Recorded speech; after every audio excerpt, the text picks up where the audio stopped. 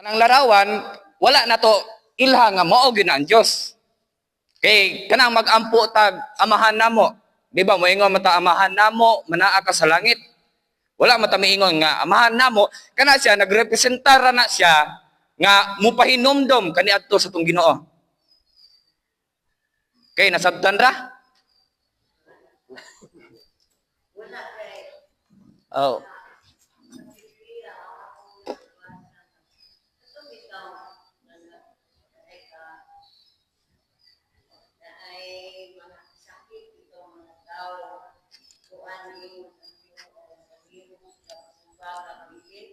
Sa panahon ni Moises. Oh.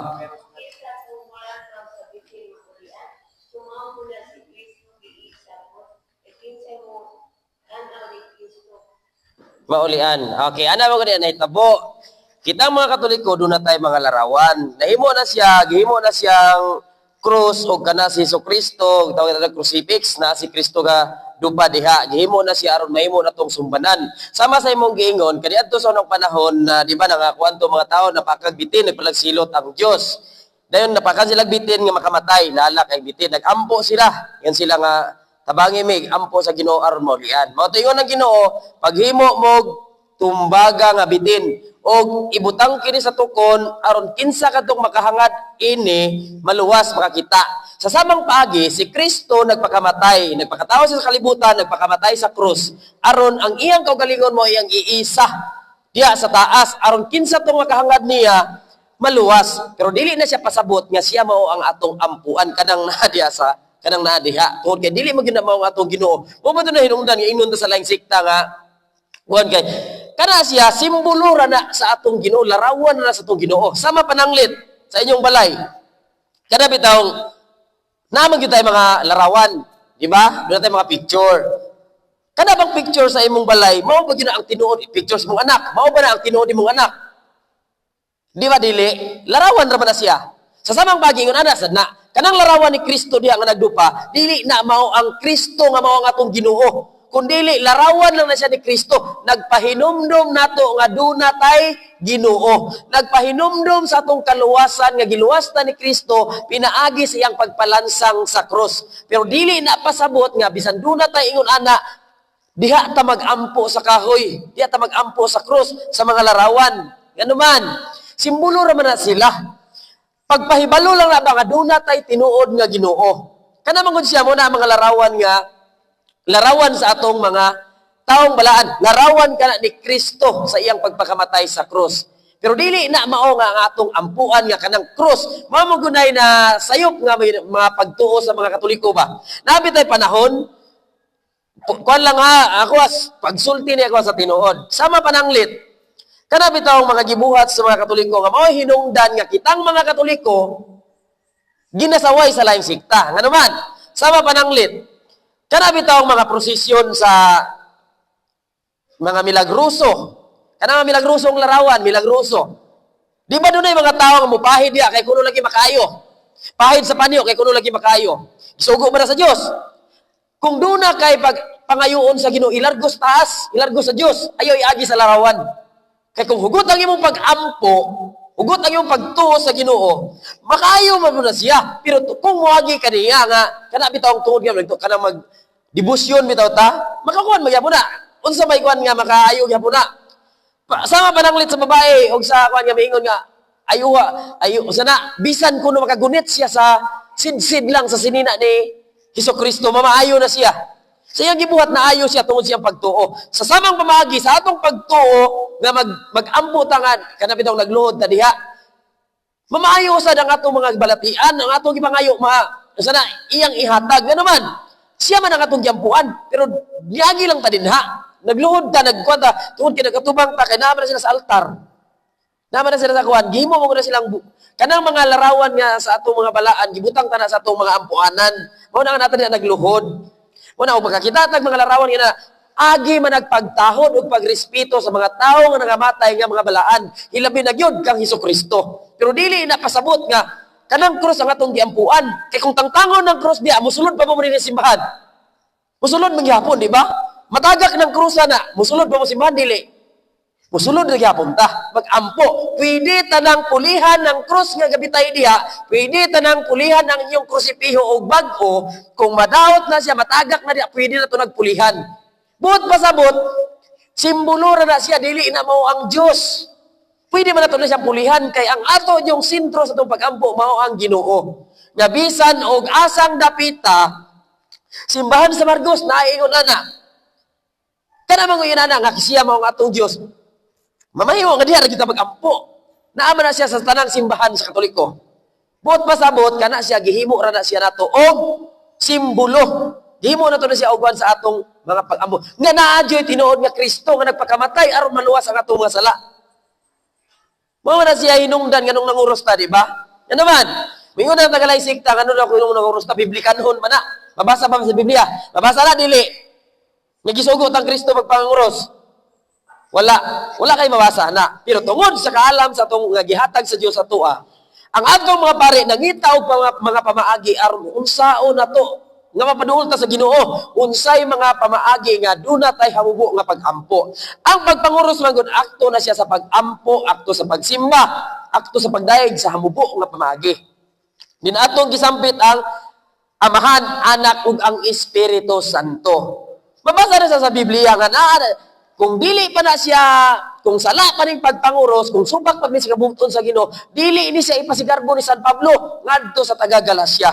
Gani naman na siya sa unang Korinto 1:18 nga ang kasuyan sa cross alang nito mga nangawala binuang. Kisa man ang nangawala kadtong wala nagtuo sa cross. Wala nagpasinungog sa cross. Pero alang natong mga linuwas, gahom ug kaalam kini sa Dios. Mao na hinungdan nga kita mga Katoliko, duna tay krus. Duna tay pagpanguros. Ano man? Sa atong pagpanguros, atong nambitan ang gahom ug kaalam sa Dios. Mao na nga sa atong mga Katoliko, nanguros ta. So dili pasabot nga kay duna tay krus diha, mao na atong giampuan. Tinuod ang atong giampuan ang tawo o ang Ginoo nga naggirepresentaran ana niya. Pero dili kana siya. Kaya sabagat tinuod lang, dili maginamo ang hulagway nga perpekto sa atong Ginoo. Ginuhing raman na siya. Siguro may anggid na siya tungod sa kaalam nga gihatag sa Dios sa mga tawo nga nagkulit ana. Pero dili gyud na siya mao. Kinulit raman na siya. Sa samang pamaagi nga ang atong picture, dili gyud na mao ang atong kaugalingon. Kung mingaon ta sa atong mga kapamilya nga nasa layo, pwede tang muhalok. Pwede tang mukis, muhikap sa atong silang picture. Pero dili gyud matagbaw ang imong kamingaw sa ilalang picture. Gawas kung moabot sila og imong mahimamat. So sa ana ba? So sa imong pangutana nga sana dili siya ang atong ampuan, dili gina siya mao ang atong ampuan. Kanang cross nga naa si Kristo diyang gabitay tungod kay larawan ra man na siya. Mao nagingon sa Dios. Kuan ba ang Ginoo? Magana sa Ginoo ra ta magampo. Pero kana siya gihimo ta na siyang instrumento.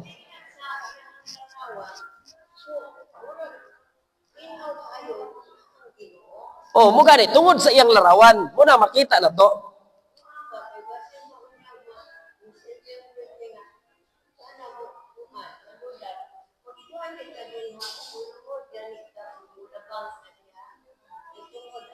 O ato na siyang pagrespeto o pagsaludar sa ilaha. Kay altar man na siya. O man ang atong ampuanan. O gisag-asa na siyang gapita. O, balay man ni sa Dios. Diha man ta nag-ampo sa altar. Kanang sanktuaryo diha, balaan kay na. Mao bitaw na nga dili tanang tao gitugutan pagtaak ang sanktuaryo. Ilabi na gyud sa tabernakulo. Kay balaan man siya. Mo gani na, ang lagi pasabot nga kini nga tong pag-ampo dili na to ipahinungod diha sa maong larawan diha mismo sa larawan wala mi gaingon nga dili mo maampo ng diha sa kuan kay larawan man siya ang kuan yun nga pagkaistorya sa lakton nga pagkaistorya dili ang larawan ang atong giampuan kundi dili ang Ginoo dito sa Ginoo mag-ampo diin pinaagya na nila makita man nato nga Ginoo sama pananglit. Napuno ka sa kangit-ngit ang imong una-una naglibog nag-ayo ba. Nalami na kay ihikog, daghan kay kag problema. Pero tungod kay makakita ka na niya, makainom-duman ka, na ay Ginoo. Kay kung dili ka makakita na niya, napaka sa kangit-ngit, wala di ka minumduman. Pero tungod kinakakita ka, mahinumdum ka nga na aday Ginoo. Mao na nga kita, doon na tayo mga ingon ana. So dili na siya pasabot nga sila gyud atong ampuan. Kanang mao mga larawan.